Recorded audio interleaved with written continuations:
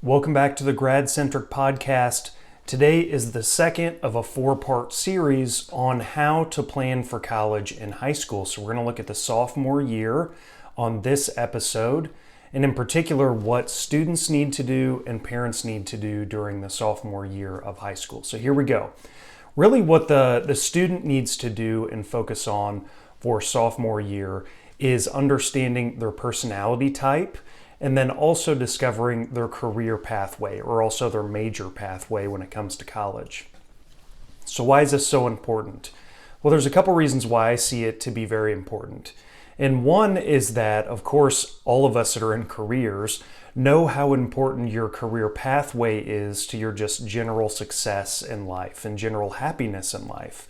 So trying to figure out the best way to pick a major and career pathway is important when it comes to college planning, because this is a way that we can get kind of a head start in life.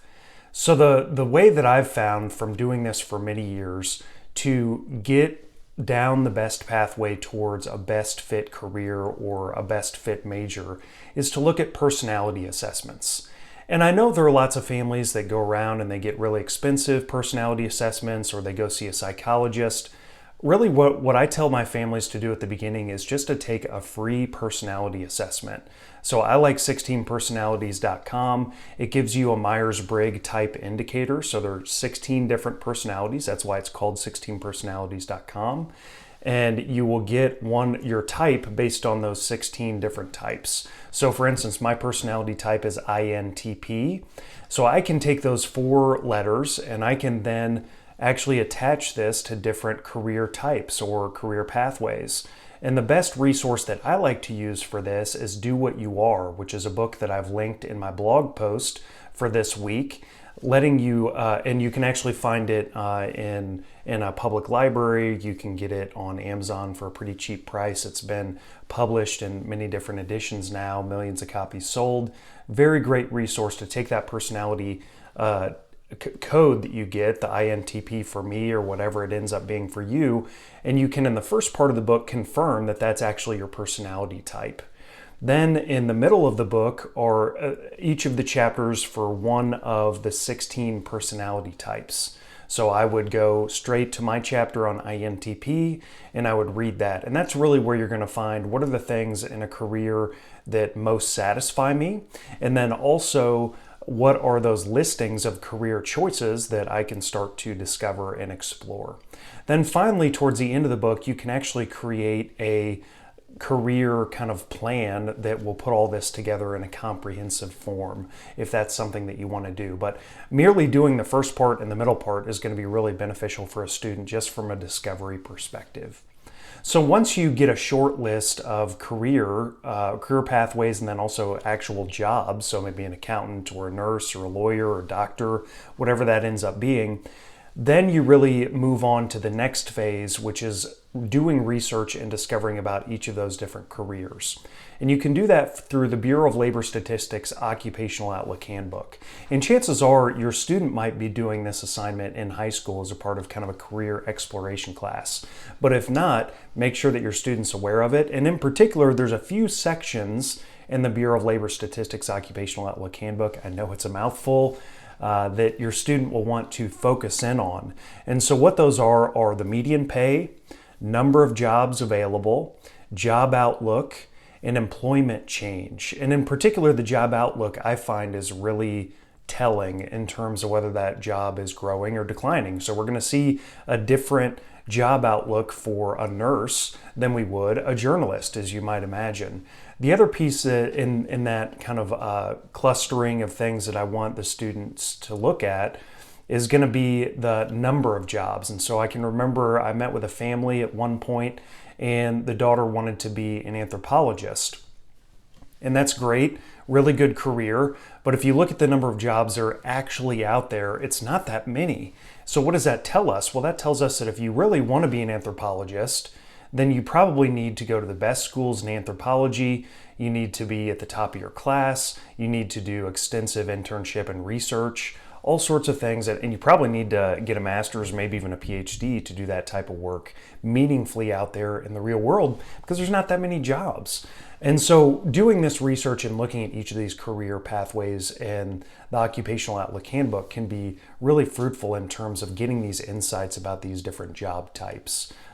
So that's the next thing that I ask the students to do. So what can the parents do at this point? Well, parents can start to open up their connections in their network, because what the parents can be really helpful in at this point is to help the student practically get some experience in some of these pathways that they've identified. So let's say a student comes home, your son or daughter, and says, I really want to be an accountant. And you say, okay, well, that's great. So how can you get practical experience as an accountant? Well, do you have any friends that are accountants? Do you have any friends that are CFOs or anything in the accounting field? Can you get them an informational interview? Can you have an opportunity to potentially job shadow? Are there other experiences that your son or daughter can do, like summer internships, job opportunities that might expose the student to those different career types? Are there all sorts of volunteer opportunities is another great one for medical professions, which right now we have COVID-19, but in a normal world, students could go and volunteer at a hospital, get an understanding of what it's like to actually be in the medical field. And that practical experience is really helpful for students, because a lot of times students will say, I want to do this or I want to do that, but they don't have a practical day-to-day experience of what that job is actually like. You know, we all want to be architects when we look at really beautiful buildings, but when we see what architects actually do, some people will choose to opt out of that career pathway simply because it's not what they want to be doing day to day. So that's where I feel like parents can really step in and give some practical experience. The other piece that parents can help with is just in authoring up what their son or daughter is gifted at. And so you've seen your son or daughter grow up their entire life, and you've seen what they've excelled at. You see what they've been naturally drawn to, even from a very, very early age. You know, I have young children, and I can already see some of the things that they're attracted to and some of the things that they excel at. So a lot of times students grow up and they don't know these things unless the parents say, this is what I see that you're good at. You can do whatever you want, but here are 4 or 5 things that I've seen over time that you are really attracted to. And that's valuable feedback, I find, to many students, whether they're in high school or even earlier than that, to give them a sense of what they might want to discover and explore first. Okay, so personality assessments, a sophomore year. Bureau of Labor Statistics Occupational Outlook Handbook is another thing that students can do. And parents can help author up some of these things in their students and give them practical experience in the field and connect them to people that they know that are in that career pathway.